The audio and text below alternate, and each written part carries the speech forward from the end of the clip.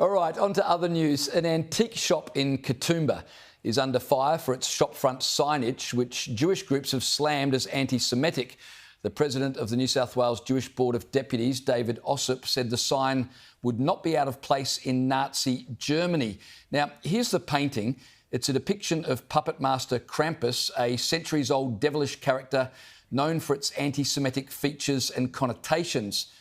Featured on the painting was this message, riddled with spelling and grammar mistakes, mind you.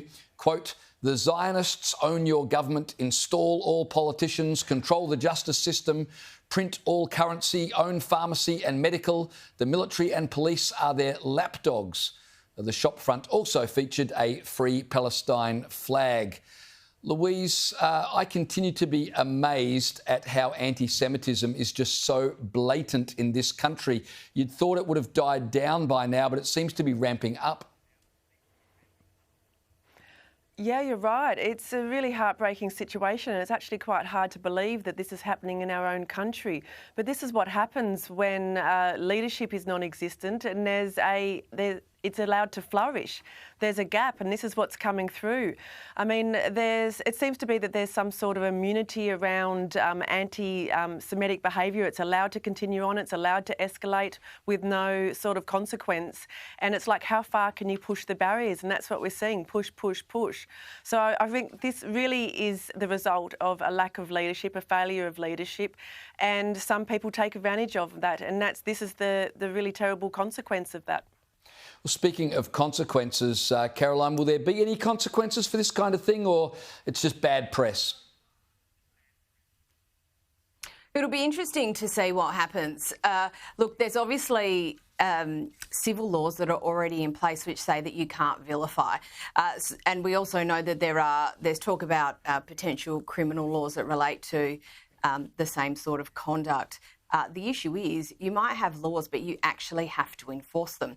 So it'll be interesting to see whether the police force or any other relevant body, Human Rights Commission, whoever, decide to make an example out of something like this, because it's actually really revolting. It's every trope that you can possibly think of in one shopfront.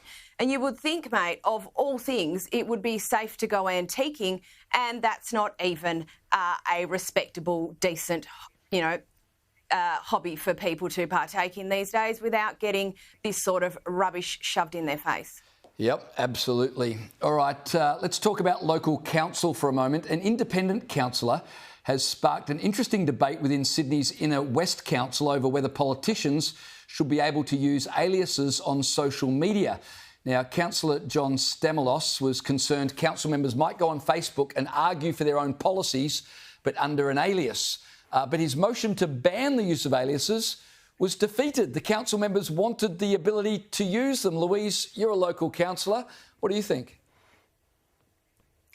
Well, I wouldn't need to comply with this policy because I have a tendency to say whatever I think needs to be said using my own name, and often that's something that does get me in trouble with what I believe are often woke code of conduct panels. I think this whole issue stems from a broader issue where elected representatives, elected councillors aren't allowed to do the role that they're allowed to do, which is represent the diversity of views out there in the community. It's only one perspective that's often allowed to be portrayed, and if you don't go along with that group think, you are penalised, which I think is why that comes back to some people might think that, okay, well, if I can't say what I actually think, then I'll use an alias to do so.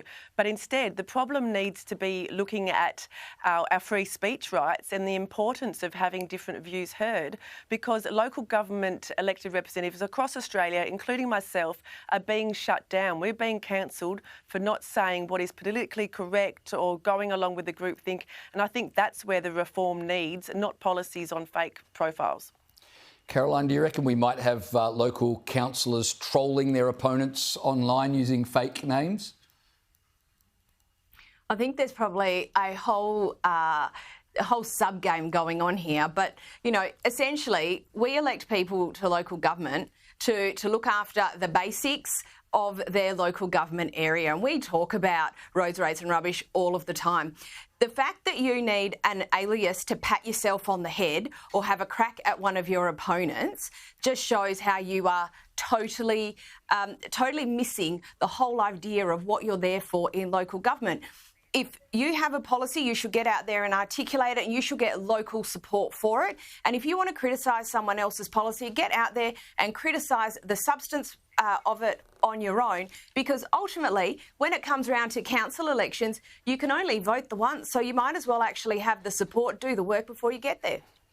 All right, let me go to another story which really captured my attention today. The Spanish government, as people might know, has just recognised Palestine as a state. And as such, they've decided to put an embassy in the West Bank. There's just one problem. No Spanish diplomats are willing to move there. They all want to stay in the Israeli embassy. They're citing safety and quality of life concerns.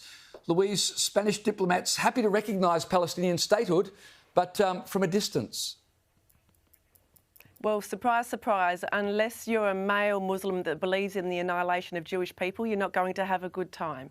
So, yeah, consequences.